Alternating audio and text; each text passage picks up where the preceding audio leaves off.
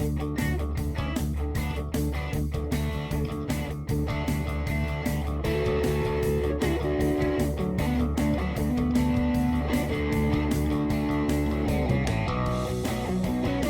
to Wisdom for Life, where we sift through philosophy to find practical advice that you can use in your everyday life. Hi, I'm Dan Hayes, and I'm joined by my co-host, Dr. Greg Sadler. Today, we're talking about Marcus Aurelius, the Stoic Emperor, and his meditations. And you might say, well, why are we doing that? Well, we've talked about Stoicism quite a lot on this show before, and so we'll be, discussing some more things having to do with that. But there's a very special anniversary coming up that we're going to tell you about in just a minute. But before that, we want to throw a little quote at you that might seem a bit uncharacteristic. So Dan, go ahead and take it away. So, the best revenge is to be unlike him who performed the injury. This is from the person that is literally the most powerful person in the world and could easily be, cavalier and say, someone slighted me, someone bumped into me. He could, have them immediately executed. He had absolute authority, and thus he is somehow humble enough to look at this and be so grounded. It is a very unlikely thing, especially if you kind of go along with the old adage of a power corrupts and absolute power corrupts absolutely. How did this man, who was the literally could have his every whim catered to, come out in this sort of mindset? Yeah, and there were already examples of previous Roman emperors who didn't withstand that corrosive tendency of power. And some of them actually started out halfway decent, but by the end they were real scumbags, some of them, right? And so yeah, you're right. Aurelius, he could have gone the wrong way. He could have gone bad. Now we should mention that his successor and son didn't turn out so good, and that's something that people bring up a lot. But you look at kids and you look at parents, it's often quite difficult to pass on precisely what you want, and I would imagine being an emperor would be even tougher in some ways. Yeah, and to expand upon this, he often says something to the effect of soon you will be dead and none of this will matter. And that seems so out of character for what you think of extremely powerful people that usually have a pretty strong ego and focused on their legacy, right? Yeah, or just whatever's happening. Yeah, it's long term or short term, and this is but a moment in time. Yeah. So let's talk a little bit about why we're focusing on this guy. When we were getting ready to start thinking this show out, you brought up Gladiator, and I was like, yeah, I don't know if everybody out there these days even remembers that, because movies age pretty quickly. But I think that for most people, if they do know Marcus Aurelius, it is from that movie where he has a bit part, or not he does, but the character that's written into the script to portray him, right?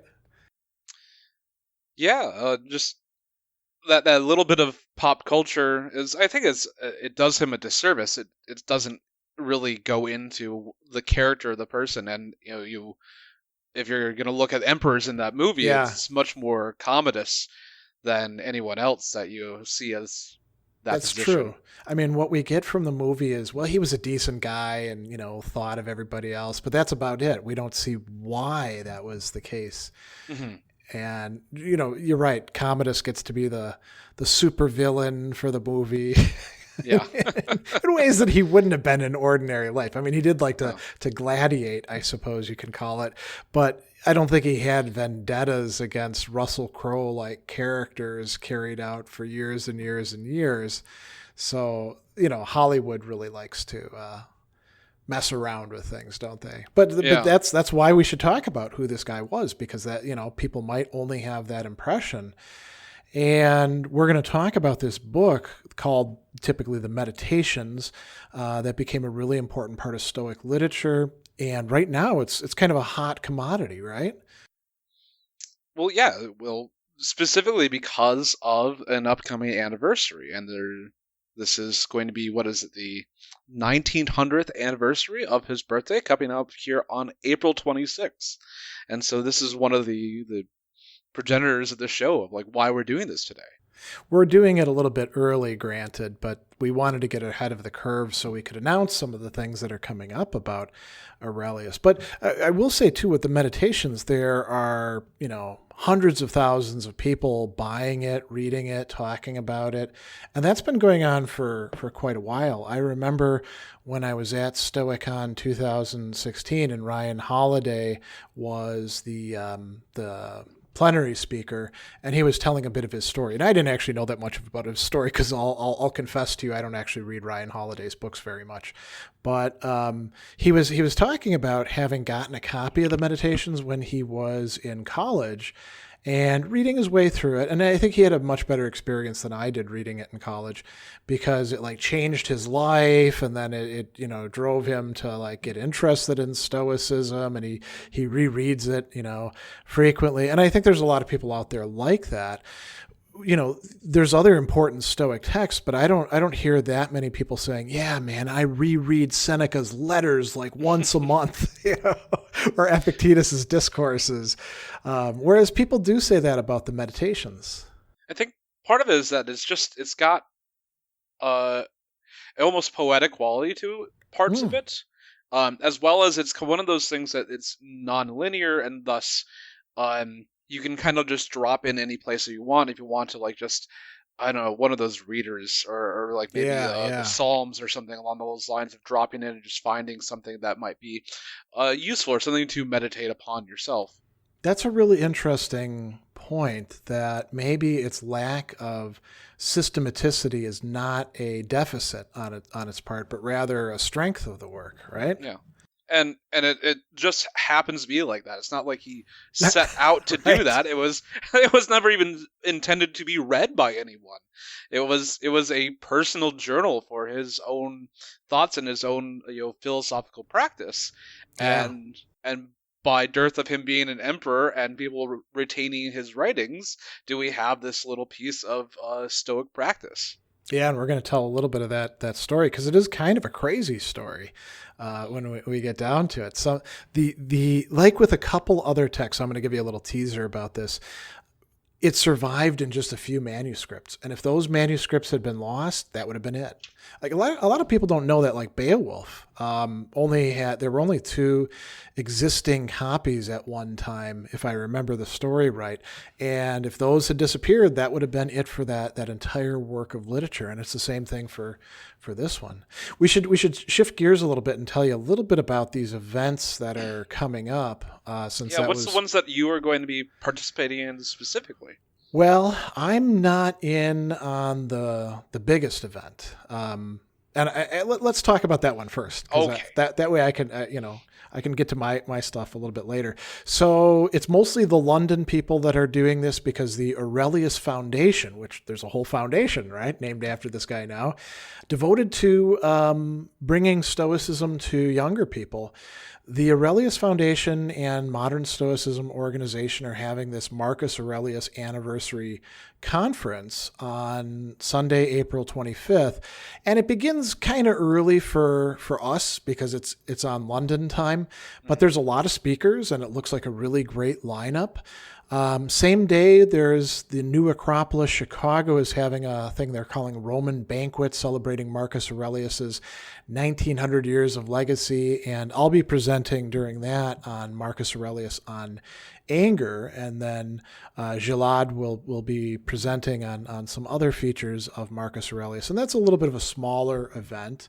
And then a little bit before that, here in Milwaukee, we're putting on, that's when I say we, me and my wife and partner, Andy Shaka, we're going to be putting on a little thing about how to read Marcus Aurelius as a beginner. So, what to look for, what to not allow to take you off course, what questions naturally arise, all those sorts of things. That's more of a workshop than a talk where I'll be doing a lot of Q&A with people. So, and I actually did search and I didn't find anything else that was coming up. I don't know. Did you see anything else online about other Marcus Aurelius events? Nothing specifically. Nothing more than what you've outlined here. But I bet that if anything else drops in, then you can find it on the Stoicism Today blog. Maybe. I can't promise that. I would actually like look in Meetup or in other things that have like groups. Maybe there'll be announcements that people haven't gotten out quite yet. Right. Well, I will say one other thing that's kind of cool, and I think it might be too late for people to get in on it. There was a poetry contest for people to write short, I think like 250 words or less poems that are themed around Marcus Aurelius. And some people submitted some limericks, things like that. But there were some other entries. And I guess I'm not on the committee for that, but Modern Stoicism got quite a few really good entries. And so those are going to get, well, the top one is going to get read during the conference, I think by the person who wrote it. And then some of the other really good ones we're going to publish in the Stoicism Today blog. So I think that, that's an idea I would have never come up with on my own, but it was a really cool idea. I think it might have been John Sellers or it might have been Tim Laban who came up with it, but whoever did, it's a brilliant idea to get more people involved in doing this and doing it in a way that we wouldn't normally think about, like philosophical treatises. That's one thing. Poetry, that's a whole different animal. Right. And good luck to all of the cunning linguists who are going to join us on that. Yeah. So what we're going to do today, the bulk of this show, other than the chatting that we've already been doing, is going to be talking about like insights and practices from Marcus Aurelius that you can use, because the show is supposed to be about, applying philosophy to everyday life. So this guy is a philosopher as well as a emperor. But we're also going to talk about why Marcus and the Meditations is important for modern Stoicism, who this guy was, a bit more biography and context. Dan and I each have a little story about how we got into the Meditations and what we got out of it. I'm going to mention too, by the way, that Dan, he brought what we call Stoic walk and talks here to Milwaukee from, was it the Fremont Stoa? Yeah. In California. And the first things that you were doing, if I remember right, was Marcus Aurelius's Meditations, reading portions of it and then walking along Lake Park. Is that right? It is, Lake Elizabeth. Okay. Lake Elizabeth there or here? Oh, sorry. In California, it's Lake Elizabeth. Here, yes, it's Lake Park. Right? Yeah. Yeah, and so it was kind of cool to do. I'd never done anything like that before, but it's you walk along in this beautiful natural environment, something that Marcus was particularly attuned to, and talk about Stoicism and Marcus Aurelius and some passages. I thought it was a really cool thing to do. So we're gonna talk about how we got into it, and then we'll talk also about what the book is and a bit of its history, a little teaser that I gave you of earlier, and then we're going to jump into all those insights and practices, and we're going to just run through as many as we can. We're both a bit loquacious, so I don't know how many we'll actually get to. It's not getting through them, it's a journey, right? Yeah, and we could always, I suppose we could always pick up more down the line. We could do a Marcus take 2, right? Right. Well, we've got April of next year, so we can that's do it again. True. Yeah. Well, and if we're still doing the show 100 years from now, then it will be the really big anniversary. Oh yeah, there'll be 2 heads in jars, right? Exactly, like on Futurama. Right. So let's talk a little bit about modern Stoicism and Marcus. And I think we probably should talk a little bit first about, well, what is Stoicism? Because we can't presume that everybody listening to this has listened to every single show or anything along those lines. So, there's a number of important ideas. What would you say are the most simple and straightforward ways of talking about what Stoicism is? I'd say it is a virtue ethic. So it is, I would call it foremost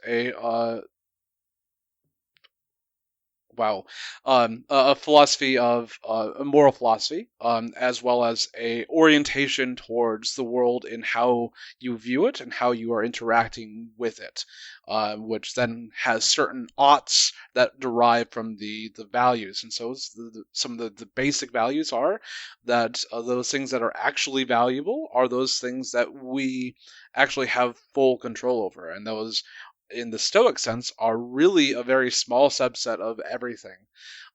It's not that we don't have influence over other things, but there's only some things that we have total control over, and those include our desires, our aversions, the opposite of our desires, and our movement towards something and our movement away from something, and to a certain extent, our thoughts. Or, we also have some control over our emotions. It's not as if we can, turn them on or off with a switch. But I mean, one of the things that is very liberating about Stoicism is this realization that I don't have to be angry. I don't have to be sad. I don't have to be fearful. Although there could be, the right amount of fear in some cases. Mm-hmm. And my thoughts lead to why I feel the way that I do. That's. I mean, there's a lot more to Stoicism that we could talk about, but that's a good thumbnail sketch. Mm-hmm. Now, when we talk about this term modern Stoicism, something that Dan and I are both, pretty closely involved in, we're talking about taking ancient Stoicism, a philosophical school, and trying to adapt it to modern life. So there's some things that end up kind of going by the wayside, the notion that the whole universe is one vast, rational, you can't even call it creature because it didn't nobody created it, but that it's essentially like God's mind. I think most of us leave that aside. Mm-hmm. Also, the fact that, the thought that they had of like the universe going through cycles and everything burning up and then recomposing, and it happens over and over exactly the same way every time. That one's a tough one to stick with. I mean, there are some people who do believe that sort of thing, but those are more the traditional Stoics. And there's other aspects too where it's more culturally conditioned. Epictetus thought that if you were a man and you didn't have a beard, there was something wrong with you. Very, very insistent about, traditional gender roles. I think we're probably a lot more flexible with those sorts of things. But, Stoicism is a lifestyle that's being practiced by people, and it's also being studied academically. And we can talk about this revival that's been going on. I don't know, what would you say, about 25, 30 years? It's been picking up more and more steam in the last decade or so. Yeah, and I wanted to say something about this idea of Marcus Aurelius being a philosopher and how people that are practitioners of like modern Stoicism would be considered philosophers in the more ancient context of a philosopher. And it's not like Marcus is sitting and writing treatises about how, from some certain beginning axioms to then come to some conclusion. He is a practitioner of a certain set of values, which is called the philosophy, and those people that are followers are then considered a philosopher in this context. Yeah, one of the definitions that you see in Stoic texts of philosophy is the art or the craft, the techne of living. Mm-hmm. The idea is that there is a very intellectual side to it, and lots of theory. Unfortunately, much of which has been lost, because it would be kind of cool to look at it. But you don't absolutely need that stuff in order to live the philosophy out and to reap the benefits of it. Right, and there are people that are currently doing the more ivory tower-esque things of building some of that text back out. Mm-hmm. Like if you start from certain values or axioms that are kind of like the foundation of Stoicism, you can then apply these to larger and larger systems and see how these things would work under this particular set of original values. Yeah, I'll actually mention a few of my colleagues and friends who are doing that sort of thing. particularly in terms of the environment, which I think is really quite important.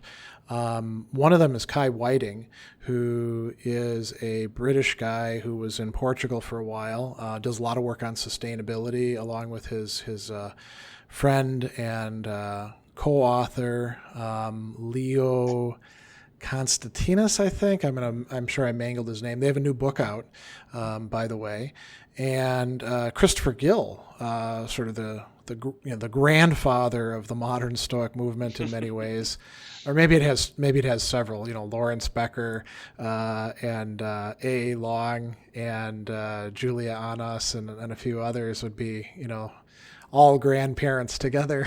Yeah, but. Chris Gill is doing a lot of stuff on Stoicism and environmentalism, and I think that's quite important because we're thinking in a cosmic way about the place of humanity in the cosmos and trying not to wreck it for humanity. Hopefully, yeah. So let's talk a little bit more about this particular guy in this book. So Marcus's meditations are very popular. They're read by a lot of people in Stoic groups and on their own.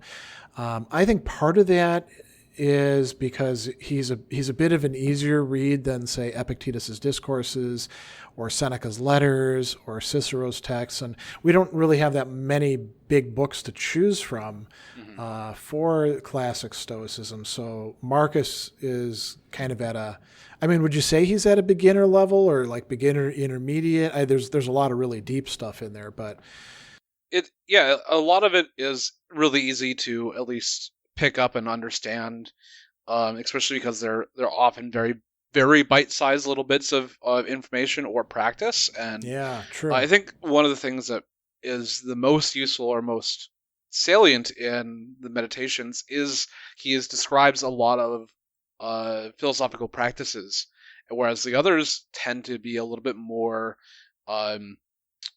theory. Like talk about it, but he's always like, okay, well, I need to do this. I need to wake up in the morning and I do this. I need to look at these things in this way. I need to, and it's very easy because it just lays out what he was supposed to be doing and how he should be orienting himself on everyday experiences. Before we get into his biography, which I know you want to talk about a good bit, so is Marcus more relatable than Epictetus and Seneca in a way because he's addressing himself? I mean, Epictetus and Seneca are addressing people that we could put ourselves into the place of, like Epictetus' students or Seneca's whoever the letter's written to, usually Lucilius.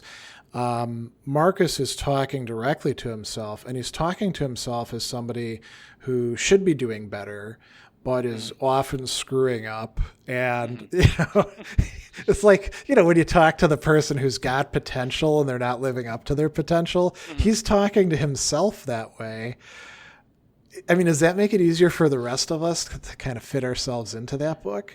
I think he's definitely goading himself to be better, but it's done with a little bit more kindness than when you see Epictetus, who loves to call out people and say you're a slave, and which is kind of a full slave. It's a harsh kind of smack over the top of the head, versus Marcus is this is I really need to be doing this, and which I don't know, depending on the person, that orientation might be a little bit easier to get into. Yeah. It's interesting because somebody could say, oh, well, that's just because Epictetus was talking to his students. But when you read the discourses, no, he talks to everybody that way. He talks to a Roman procurator, which is, a pretty high level position. The guy comes in and he's complaining about a crowd not liking what he said. And Epictetus is basically saying, listen, dummy, to him too. So, yeah. Yeah. Well, why don't you lead us through some of the important points of biography that you thought were? Yeah. So, the big thing is, he was the last in line of what has been dubbed the 5 good emperors, and one of the things that made them the good emperors is that they weren't actually the heretical children of the previous emperor, and so they had all been adopting promising, well-adjusted individuals to succeed them.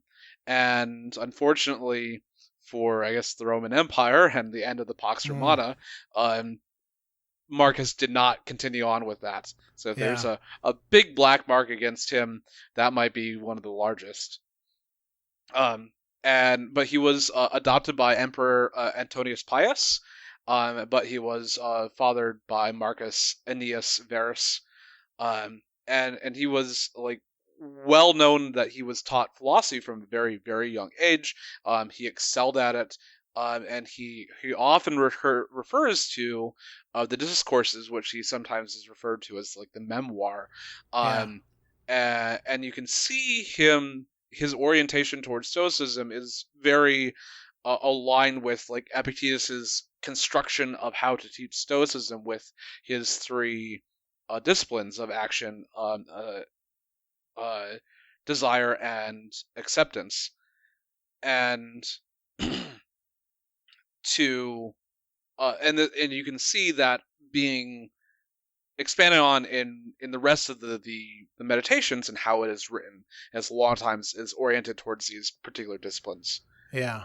But one of the things that why he might have chosen his son to be emperor instead of choosing a adopted child is that he had 13 children with his wife, but 8 of them died before he did, and so he went through a lot of grief of losing all these children, and it might have created him a position where he was a little bit more attached to his children, which is kind of funny from a Stoic perspective, because that is one of the ideas, is to not be super attached to those things that are physical in the world, that those are not the things that are the most good. They're not actually technically a good within the philosophy of Stoicism. They're preferred and different. But no one said that Marcus Aurelius was a sage. He was just a practitioner, and we all try to aspire to a sage, but very few of us, or none of us, will ever actually get there. Yeah. Go ahead. I was just going to add that the meditations were written later on in his life, while he was on campaign, for the most part, in his mid-50s. And so this is a man who's the book is written as someone who's seen a lot of his children die, who has spent a lot of his life on campaign, fighting against people that would be rebellious against Rome, and had to put down an upstart who was trying to claim the emperorship, and also had a whole bunch of I guess they would call them the barbarian tribes in the north and the west to quell. But he, as emperor, had a position of he had to, as part of being the emperor, to protect the people, and so that was his job. And even though he probably didn't super enjoy being on campaign for the majority of his emperorship, when you could be in Rome and just be pampered if you really wanted to, or just not be sick and wet and cold and all those sorts of things. I would rather be on the Mediterranean than way up in north in Germany. And just when you read this, this is a man who, even in his mid-50s, seen a lot, had the weight of the world placed upon him, is still trying to become a better person every day. That's really quite interesting, isn't it? There would be so many opportunities to just take it easy and justify that to yourself. And there'd be people standing next to you who'd be like, yeah, man, take a day off. You've earned it. Look at all the stuff that you've done so far. It would really take a lot of drive to be able to persevere. And that is, the Stoics, one of the key virtues is courage.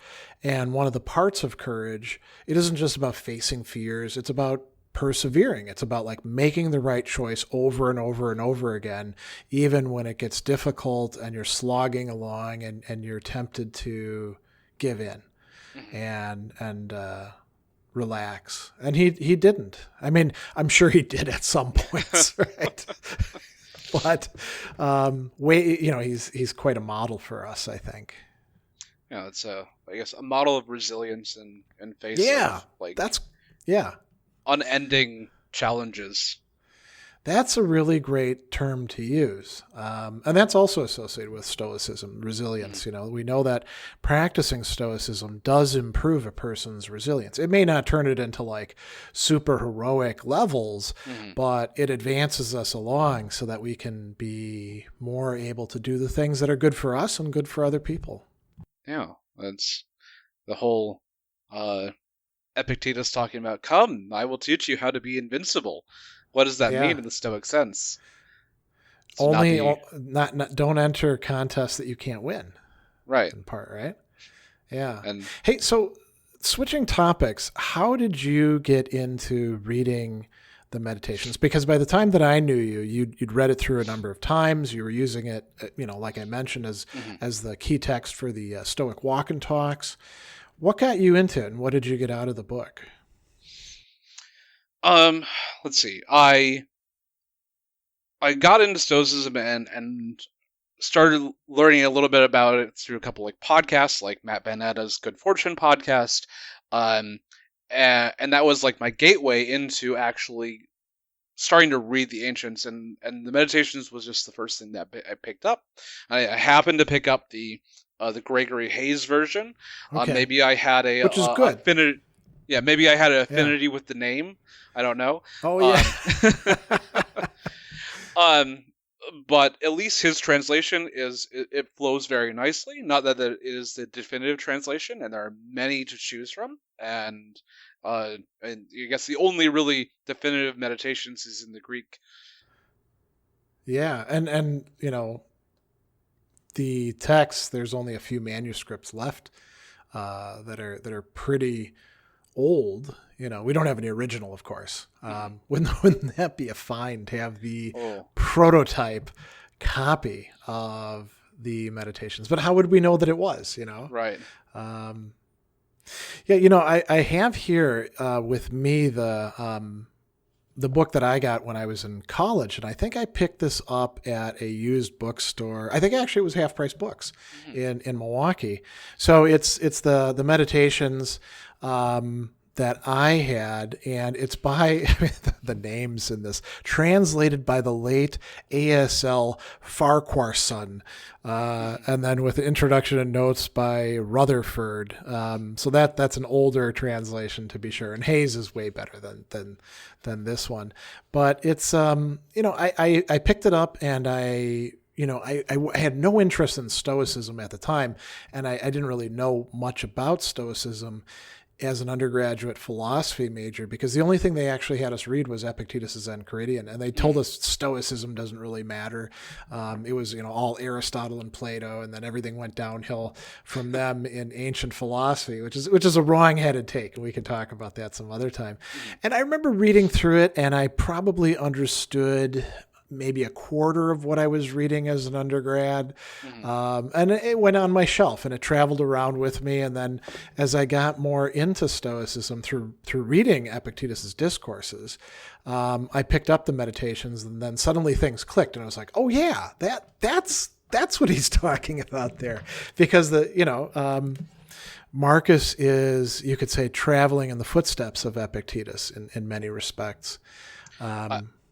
I guess I would like to add, I picked up this book, this particular copy, my Gregory Hayes version, in Austin, Texas. At there's a little independent bookstore there. I guess it's not particularly little. Do you want to plug them, or I can't remember what it is anymore. Oh, I would, but I bought two copies. I bought this copy, and I bought at the same time. I bought a different translation. Yeah, at the same time, and I started reading it. I really liked it, and on my way out of Austin, I was going to grab a flight, and I stopped in at a restaurant. I just sat at the bar. I struck up a conversation with the barman, and by the end of the conversation, I had gifted him the other copy of my Meditations. Nice. And then for this, I came home and I wasn't working full time at that moment in time, and so I just went to a coffee shop and I devoured this thing, and because it spoke to me in such a like, yes, once it like over and over again like that, it was like digging into my own mind and my own psyche, and like, yes, like I hadn't been able to articulate these things until I saw it in this particular form. And if you can see it here, I've just annotated it to the nines. Now, that's a really great point about reading and about important texts. I don't want to say that we read and we read just to find things that confirm our viewpoint, because some people do that, and that's not the best way to read. But there is a different experience, the one that you just talked about, where you've got some ideas and they're not quite worked out and you're not sure how they fit together, and somebody else comes along and lays them out and you're like, yeah, that's exactly what I was driving at. I just didn't have the structure. I didn't have the vocabulary. I wasn't sure what I was trying to say, but this is somebody who actually knows what the hell they're talking about, and this is it. Right. Yeah.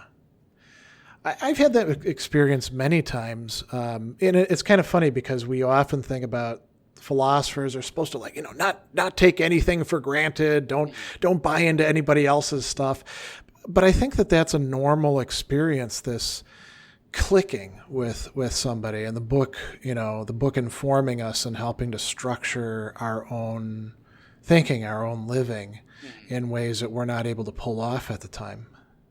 Yeah, I think I've only a couple of times, like, some of the existentialist texts have really like clicked.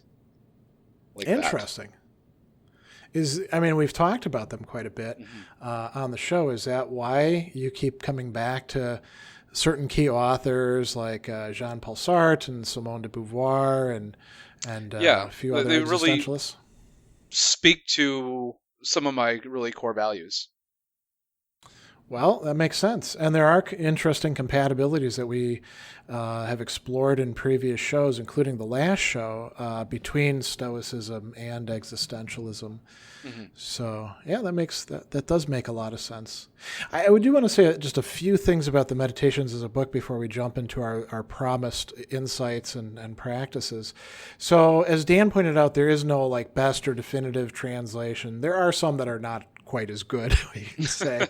And it is, we call it the Meditations. The Greek is ta eis heauton, literally things to oneself. And it is Marcus talking to himself. And it's divided into 12, you can call them books. They were originally scrolls or chapters.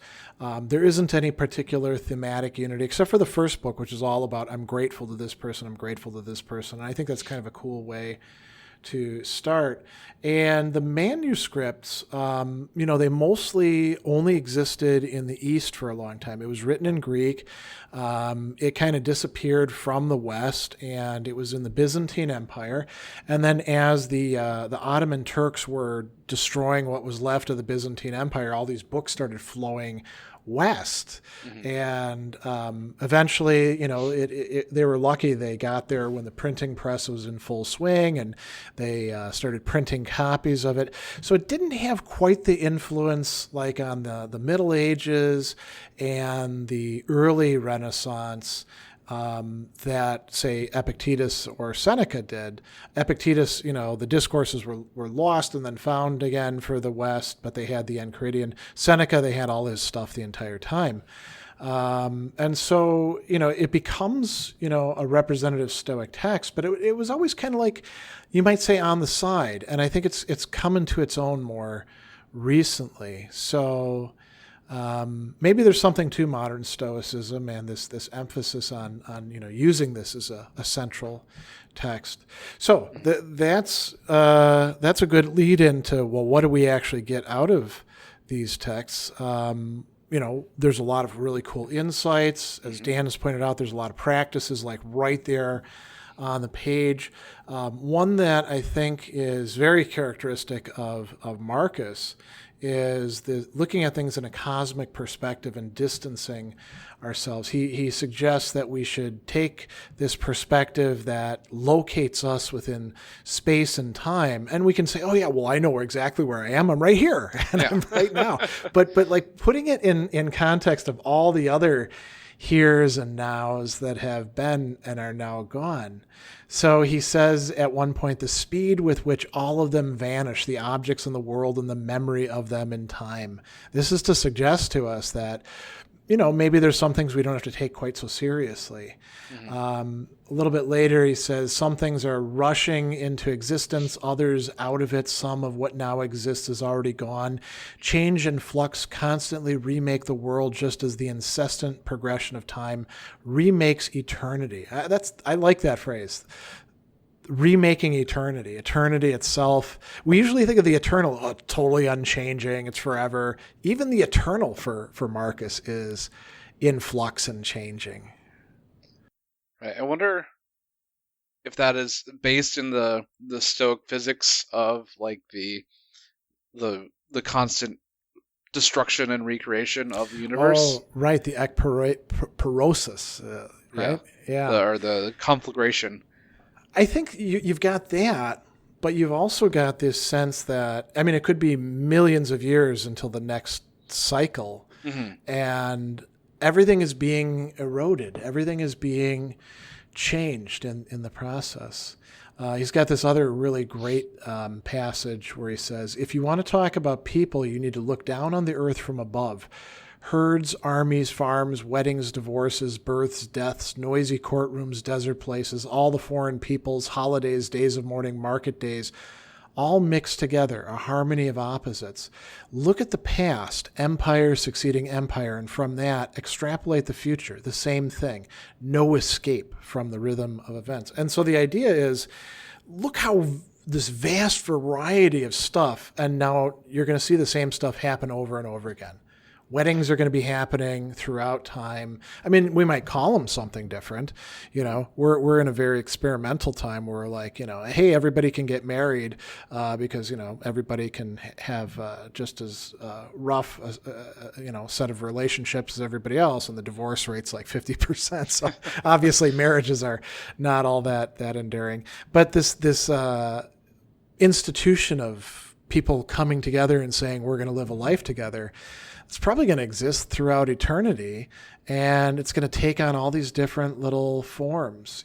How we produce our food, may not be a farm. It might be something else, but it's going to, there's going to be something going on. And this vast variety helps to contextualize the importance that we ascribe to everything in our life, Right. I like, from the text, he kind of walks you through some of these practices, and he takes it slow, and like first is like, okay, look at if you were having a conversation with another person, step back and what do you two look like from the guy 100 feet away? Okay, well now you're have this distance from the person, and so you might be, if you're in the middle of the conversation, you might be heated, and your entire world is just you and him at that one moment in time.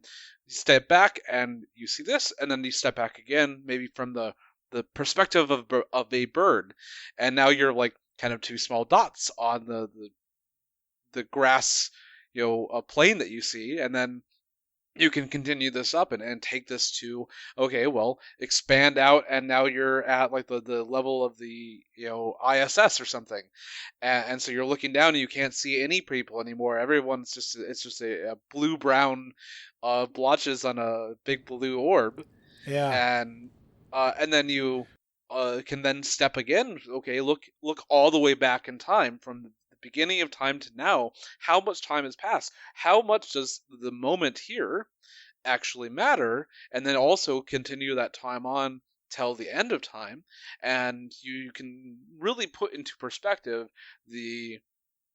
how small this moment is, and kind of take the ability to step back and fully comprehend.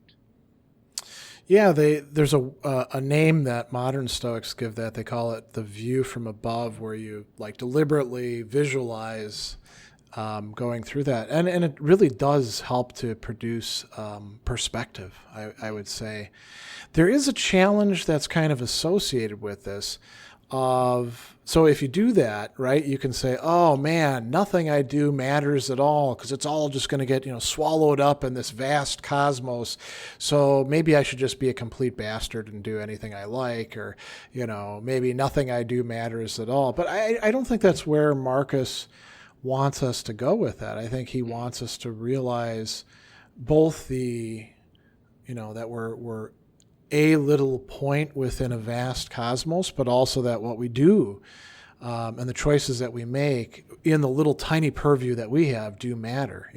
So right. if I do get heated, do I call my I don't know, we'll make it my sister, right? Do I call her a jerk or something like that, or should this allow me to become less heated in the conversation? I think that's the way to look at it. What do you think? It reminds me strongly of the pale blue dot. And as the Voyager spacecraft was just about to turn off its camera, Carl Sagan said, turn it around and take one shot of us. And yeah. There's a small, poem or stanza. Look again at that dot. They're here. That's home. That's us.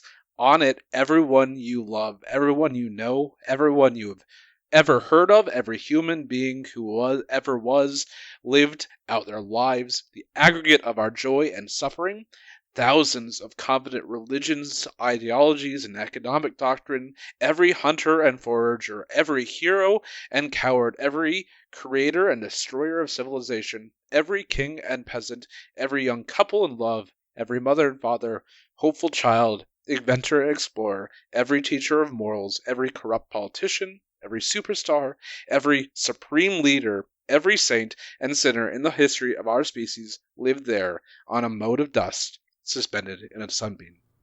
Yeah.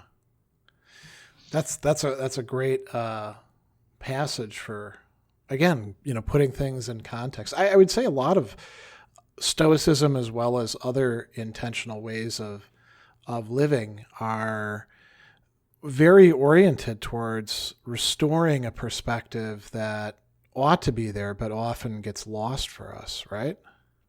It does. Yeah.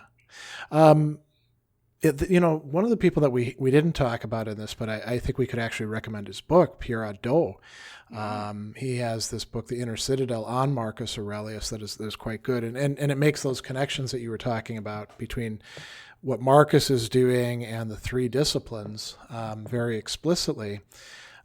He talks about this cosmic significance and says that philosophy is a way of life. That should be one of the vital dimensions, not just doing practical things like figuring out how to not get angry or, balance our checkbooks, but also like thinking about the nature of the universe and where we fit into it. Mm-hmm. So, yeah. So let's talk about practice. another. Yeah. So deconstruction of things in yourself. And so several times over the course of the meditations, Marcus comes back to this idea of deconstructing things and try to figure out like why you have an affinity for them, both physical things as well as your own mind and how you think about things and why you think certain things. So we can become blinded by things over time because we don't examine what they fully contain. Once one pulls back the cover and looks at what the thing is actually in each of its parts, one has a fuller understanding of why things do what they do, and we gain new perspective. And so he's talking about, at least in the physical sense, of deconstructing the food at a banquet. And it's like, okay, I like this. It's like, this is really tasty. I'm having a great time. But it's like, okay, let's take a step back. Why do I like this? If I really look at these things, I see seeing roasted meat and other dishes in front of you, and you suddenly realize this is a dead fish, or a dead bird, or a dead pig, or this noble vintage is just grape juice, and the purple robes are sheep, wool dyed, and shellfish blood, to get those purples. Yeah. And are like, this is one of the reasons why, like, I very much enjoy coffee. I drink it most every morning, but I've been recently referring to it, especially in my Stoic group as we are talking in the morning. It's like, oh yes, my hot bean juice. Yeah. Because I gotta deconstruct that. Yeah, it's interesting. If we don't have, if we're only looking at like one aspect of a thing, it's very easy for us to not only be attracted to it, but take way too much of it and value it too much in relation to other things. And we live in a world where most people actually don't have much idea where their food is coming from. And we also live in a world where the food has been doctored and changed so much to look in certain ways. I mean, think about oranges, for example, right? They all have that orange color because they're dyed orange. They bleach them and then they dye them. I mean, they still have the nice orangey smell, but and we could go on and on and on with things that the food industry does to try to make things more and more attractive to us. Here's another great example. If you want to drink less soda in the day because drinking soda isn't good for you, call it what it is, liquid candy. Because that's all soda is, carbonated candy. It's like 40% sugar. Yeah. Another thing that reminds me of this is dinosaur-shaped chicken nuggets. It's like how totally removed from the reality of the situation is that. So he also continues on this with, like the things that are actually in our own mind. And so, why are we distressed by things? We need to like kind of deconstruct. Okay, I have an emotion arises. Why am I feeling that? Instead of just going like, well, now I'm angry or now I'm sad or whatever, like what in this thing actually is causing me these things, and is that a rational thing for me to be giving into? And so he talks, if you are distressed by anything external, the pain is not due to the thing itself, but to your estimate of it, and this you have the power to revoke at any moment. And so someone cuts you off, or someone insults you, like if someone insulted a rock, the rock wouldn't have a problem with it.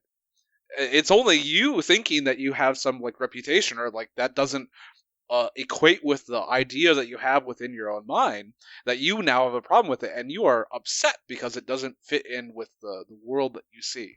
Yeah. Now, what if somebody objected and they're like, this is going to take all the mystery and fun out of life. All you people just want to deconstruct everything and tear everything apart. I think Marcus could have a response to that. What do you think it would be? I would make my guess that in order to actually do what is good, which is virtue, and to the actions that are actually have that quality of virtue, you need to know what things actually are in order to act towards them in the correct manner. So in order to be wise, in order to be just, that makes sense. Mm-hmm. I mean, do you think that you could say, listen, when you do unpack these things, you're not taking away beauty, you're not taking away mystery, because you go a level down and it's still pretty mysterious, So like, I went through computer science in college, and I know actually how computers work down to like, individual transistors. And like they're not magical anymore. But I love them more so by knowing all that detail, and it allows me to do so much more now that I know. Yeah. Yeah, that's a great example, because computer science is so analytically based. I mean, you're literally at the very bottom level, a whole bunch of switches, right? Right. It's just a whole bunch of logic gates, and everything builds up from there, and or not. Yep. Well, let's talk about another one that's kind of related to this. So, making use of bad things or bad experiences. Marcus suggests that we can reframe things, and actually Epictetus says something very similar, that we can we can turn everything to our advantage. So Marcus says it's unfortunate that this has happened. No, it's fortunate that this has happened, and I've remained unharmed by it, not shattered by the present or frightened of the future. It could have happened to anyone, but not everyone could have remained unharmed by it. Why treat the one as a misfortune rather than the other as fortunate? Can you really call something a misfortune that doesn't violate human nature? So he's talking about like maybe getting insulted or cut off in traffic or something like that. We don't have to take that as a calamity. We can actually say, well, this is an opportunity for me to use virtue. And so he says, does what happened keep you from acting with justice, generosity, self-control, sanity, prudence, honesty, humility, straightforwardness, and all the other qualities that allow a person's nature to fulfill itself? And so we can say this about, really anything. You lost a job, a client flaked out on you, you go out on a date and the date doesn't go well. We could go down, the line. You get sick. Everything can be turned into an occasion to, instead of moaning and saying, "Oh, this is awful," to do something good, right? Yeah, but go ahead. It's kind of distilled down to this like little at-hand idea of misfortune born nobly is good fortune, that you can turn anything that would be seen by an outsider as oh no, like this thing has befallen me, but no, I'm the only one that is in control of my actions, and within Stoicism, virtue is the only good, and my actions are the way that I'm expressing my virtue. And those things are outside of me. They're not neither good nor bad. I'm the only one that's controlling these good or bad things. And so every time that I have a challenge is another chance for me to do the good. I think it's very liberating to realize that we do in fact have a choice in these matters, because so many people get into situations that are like, oh, things have to go this way, and this has to, this must mean this, and it's like there's a logic to it, but it's a logic that's almost like, they don't realize it's a loosey-goosey logic, right? It's the sort of thing like if you shook it, some of the parts would fall out. They think it's all like totally rigid, and things like this suggest, or passages like this suggest to us that no, it's not that rigid at all. This also reminds me of another phrase from Marcus that comes up, the obstacle, right? Yeah, the obstacle's the way. Exactly. So the obstacle presents itself to us, and now we can respond to it. And if we didn't have the obstacle, the other Stoics say stuff like this as well. If we don't have things that are challenges to us, we're not going to be able to grow. We're not going to be able to be courageous or show other aspects of virtue, like justice or prudence. And this doesn't say to go directly into the deep end. No. But, if you're practicing, you don't go like, well, I'm going to go and like become a complete ascetic and go live in the wilderness or something, because that's the obstacle and I'm going to overcome it. Yeah. I was like, take baby That'd steps. Be foolish. Yeah, right. Well, we're almost at the end of our time, so we're going to let Dan lead you out with something quite apt here. Yes, well, I'm going to leave you the words of Marcus Aurelius. The things ordained to you, teach yourself to be at one with those, and the people who share them with you, treat them with love, with real love.